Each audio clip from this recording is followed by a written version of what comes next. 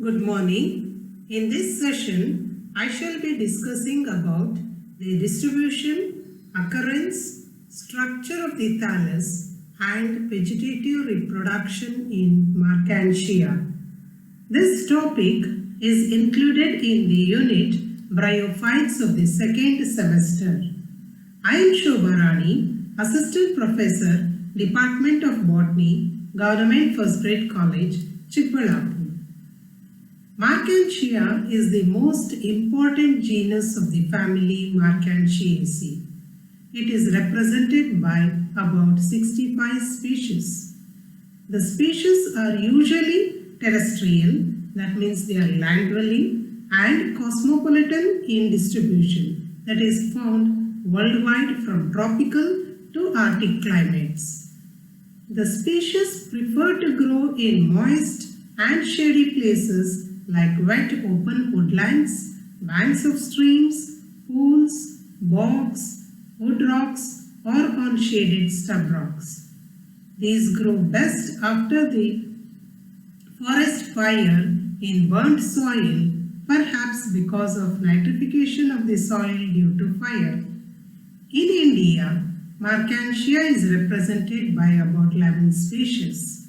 These species are commonly found growing in Himalayan region at an altitude of 4,000 to 8,000 feet. Eastern Himalayan region particularly support the growth of these species. Some species are also found growing in plains of Haryana, Punjab, Uttar Pradesh and hilly regions of South India. Some of the common Indian species are Markantia palmata, Markantia polymorpha, Markantia simlana, etc. Markantia polymorpha is most widely distributed species. Markantia polymorpha variety aquatica grows submerged in swampy meadows. The thalli with gemma cups are found throughout the year, whereas the thalli with sex organs occur abundantly during February to March in Himalayas and October to November in hills of South India. If we look into the systematic position of Markantia, Markantia belongs to division Bryophyta, class Hepaticopsida, order Markantiales and family Markantiaceae. Now if we look into the external features of the plant body of gametophytic phase of Markantia, the plant body is thalloid, which means it is not divided or differentiated into root, stem and leaves. It is flat, prostrate, 2 to 10 centimeters long and dichotomously branched. Dorsal surface of the thallus is dark green. As you can observe in this diagram, it has a conspicuous midrib and has a number of polygonal areas called areolae. The midrib is marked upon the dorsal surface by a shallow groove and on the ventral surface by a low ridge. Each polygonal area represents the underlying air chamber. The boundaries of these areas represents the wall that separates each air chamber from the next. Each air chamber has a central pore. The midrib ends in a depression at the apical region, forming an apical notch in which growing point is situated. Dorsal surface of the thallus also bears the vegetative and sexual reproductive structures. The vegetative reproductive structures are gemma cup and develop along the midrib. These are crescent shaped with spiny or fimbriate margins and are about 1/8 of an inch in diameter. Sexual reproductive structures are borne on special stalked structure called gametophores or gametangiophores. The gametophore bearing archegonia are called archegoniophores and that bearing antheridia are called as antheridiophones. On the ventral surface, if we look into it, the ventral surface of the thallus bears scales and rhizoids along the middle. Scales are violet colored, multicellular, one-celled thick and arranged in 2 to 4 rows.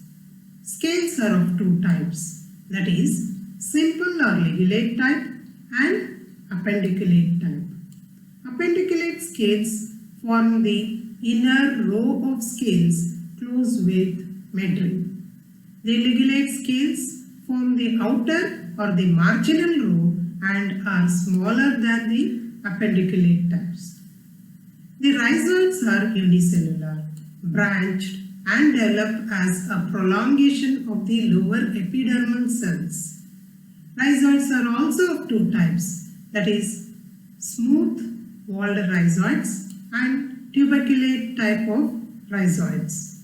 In smooth-walled rhizoids, both the inner and the outer wall layers are fully stretched, while in the tuberculate rhizoids appear like a circular dots in surface view. The inner wall layer modifies into a peg-like ingrowth which projects into cell lumen. The main function of the rhizoids are to anchor the thallus to the substratum and to absorb water and mineral nutrients from the soil. Now if we look into the anatomy of the thallus, a vertical cross-section of the thallus of the gametophyte of Marchantia can be differentiated into three distinct regions. They are epidermal region, photosynthetic region and storage region. If we look into the epidermal region or the epidermis region, it consists of a well-defined upper or dorsal and a lower ventral epidermis. The upper epidermis consists of a single layer of thin-walled rectangular cells containing few chloroplasts. It is interrupted by a barrel-shaped air pores that communicate with the air chamber below. The pore opening is usually surrounded by 4 to 8 superimposed tiers of cells. Each tier is an oval ring composed of 4 to 5 cells. The lower tier usually consists of a large cells which project into passage, giving a star-shaped appearance to the pore when viewed from the above. It has been reported that the surrounding cells, by imbibitional change in their cell walls, bring about opening and closing of the air pore. The lowermost ventral surface of the thallus is covered by lower epidermis that bears two types of rhizoids and 4 to 8 rows of scales. The next region is the photosynthetic region. Just below the upper epidermis is the photosynthetic chambers which are present in a horizontal layer. Each air pore opens inside the air chamber and helps in the exchange of gases during photosynthesis. These are chambers developed schizogenously, that is localized separation of cells to form a cavity, and are separated from each other by a single layered partition walls. The partition walls are 2 to 4 cells in height. Cells contain chloroplast. Many simple or branched photosynthetic filaments arise from the base of these air chambers. Each air chamber opens to the exterior through an epidermal air pore. The chlorophyll-bearing cells constitute the main photosynthetic tissue of the gametophyte of Marchantia. The next is the storage region. The ventral tissue of the thallus lying below the air chambers forms the storage region. It is most thickened in the center and gradually tapers towards the margin. It consists of several layers of compactly arranged, thin-walled parenchymatous isodiametric cells. Intercellular spaces are absent. The cells of this zone contain starch. Some cells contain a single large oil body or filled with mucilage. The midrib is formed of elongated cells with reticulate thickness. So now we'll move on to the reproduction in Marchantia. Marchantia reproduces by vegetative and sexual methods. Vegetative reproduction in Marchantia is quite common and takes place by the following methods.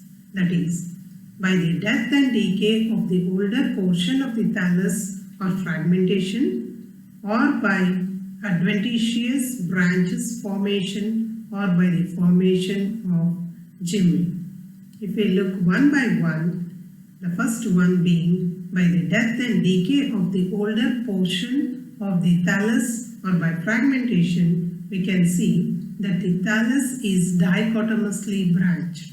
The basal part of the thallus rots and disintegrates due to aging. When this process reaches up to the place of dichotomy, the lobes of the thallus gets separated. The detached lobes or the fragments develop into independent thalli by apical growth. The next method of vegetative reproduction in Marchantia is by the formation of adventitious branches. The adventitious branches develop from any part of the thallus or the ventral surface of the thallus, or rarely even from the stalk and a disc of the archegoniophore in species like Marchantia pamate. On being detached, these branches develop into new thalli. The most important method of vegetative reproduction in Marchantia is by gymi formation. Gymi are produced in gyma cups which are found on the dorsal surface of the thallus. Gyma cups are crescent-shaped 3 mm in diameter with smooth, spiny or fimbriate margins. Vertical section passing through the gyma cup shows that it is well differentiated into two regions, upper photosynthetic region and inner storage region. The structure of both these zones is similar to that of the thallus. Mature gyma are found to be attached at the base of the gyma cup by a single celled stalk. Intermingled or mixed with gymi are many mucilage hairs. Each gyma is autotropic and multicellular, bilaterally symmetrical, thick in the center and thin at the apex. It consists of parenchymatous cells, oil cells and rhizoidal cells. It is notched on two sides in which lies the growing point. All cells of gyma contain chloroplast except cells and oil cells, rhizoidal cells and oil cells. Rhizoidal cells are colorless and large in size. Oil cells are present just within the margin and contain oil bodies instead of chloroplast. So now if we look into the dissemination of gyma, mucilage hairs secrete mucilage on absorption of water. It swells up and presses the gyma to get detached from the stalk in the gyma cup. They may also be detached from the stalk due to the pressure exerted by the growth of the young gymi. The gyma are dispersed over long distances by water currents. Now, moving on to the germination of gyma, after falling on a suitable substratum, gymi germinate. The surface which comes in contact with the soil becomes ventral surface. The rhizoidal cells develop into rhizoids. Meanwhile, the growing point in which lies the two lateral notches forms thalli in opposite directions. Thus, from a single gyme, two thalli are formed. Gyme which develops on the male thalli form the male plants, and those on the female thalli forms the female plants. Finally, if we look into the summary of Marchantia, the common habitat of Marchantia is moist and shady places. The plant body is thalloid, that means it is not differentiated or distinguished into root, stem and leaves. The thallus is dorsiventral, flat and dichotomously branched. The gametophyte is dominant phase of plant life.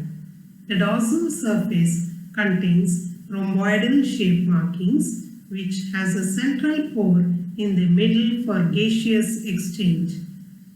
There are chambers present internally beneath the polygonal markings. The ventral surface contains scales and rhizoids. The rhizoids are unicellular and root-like structures. The main function is to anchor the plant to the substratum and absorb water and minerals. The reproductive bodies are present on the dorsal surface.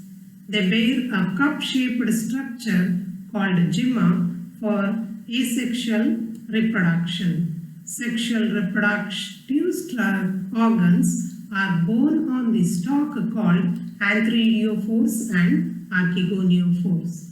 They contain male and female reproductive organs called antheridia and archegonia respectively. Marchantia reproduces by vegetative and sexual methods. Vegetative reproduction in Marchantia is quite common and takes place by following three methods, that is, one by the death and decay of the older portion of the thallus or fragmentation, next by the formation of adventitious branches, and finally the most important method is by the formation of specialized structures called gymae in the gyma cups. So this was about the structure, occurrence, distribution of Marchantia in brief. Thank you.